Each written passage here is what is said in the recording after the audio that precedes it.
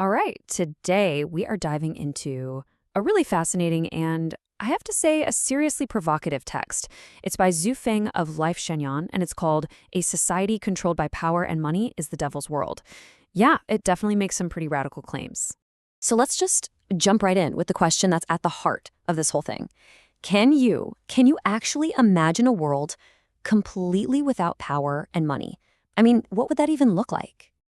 So, to really get our heads around this, here's how we're going to break it down. First, we'll look at the vision for this world without control. Then we'll dive into the author's, well, pretty bleak diagnosis of our own society as a kind of prison. After that, we'll check out a real-world experiment to build something new, see what got in the way, and wrap it all up with the ultimate choice the author says we all face. Okay, so let's get into part one. What is this alternative? What does a world without control really look like, at least according to this text? Interestingly, the author doesn't even start here on Earth. We're introduced to something called the Millennium World. It's this hypothetical planet, way out there, 960 light years away. And the whole idea is that the people there live in total freedom and happiness, completely free from the influence of power or money. Now, here's where this kind of sci-fi concept gets brought back down to Earth, so to speak. The author directly connects this Millennium World to familiar ideals like God's kingdom or the Western Pure Land. So it's not just some fantasy planet. It's meant to be a symbol for an ideal state of being, one where you're totally free from being controlled or tempted. And from that perfect vision, wow, the author just pivots hard to a completely different view of our own world. This brings us right to section 2, the prison of society. And this right here, this is the core premise. And it is incredibly stark. The text just comes right out and says it. Our world isn't just flawed. It's a literal prison for offenders, and it's managed by Satan. The argument is that our very existence here is a kind of punishment. So you have to ask, if our world is a prison, how is control maintained? Well, the author claims the warden, Satan, has these two specific, super effective tools. The text actually calls them killer apps to keep all of humanity locked down and prevent anyone from escaping. And here they are, those two tools. First up, the pursuit of power. The text claims the more power you get, the more you become like a devil. And second, the pursuit of money.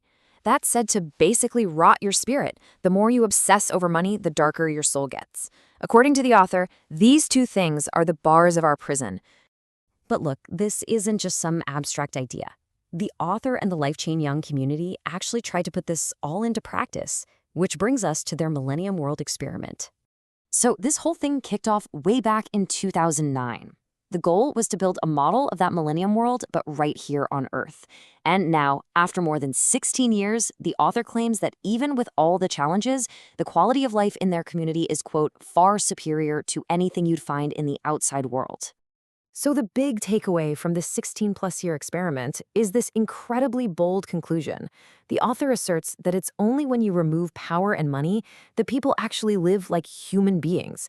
And the implication there is pretty staggering, that life inside our normal system is something, well, something less than human. Which, of course, raises a huge question. I mean, if this way of life is so much better, why isn't it everywhere? The author tackles this head-on, outlining the barriers to creating this new world. The text really points to two main roadblocks. The biggest one is external suppression from governments, which the author sees as the number one thing holding people back.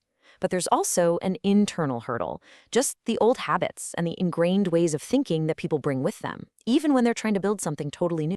And all of this, the ideal world, the prison we live in, and the experiment to break free, it all builds to what the author presents as the ultimate choice that every single one of us has to make. The argument is basically that living in this prison is not a passive thing. It forces every single person to make a huge, fundamental choice about what their life is actually for. And that choice really boils down to a fork in the road. On one path, you can embrace the prison's rules, go after power and money, and try to become an overlord among the other inmates. Or there's the other path, the path of escape.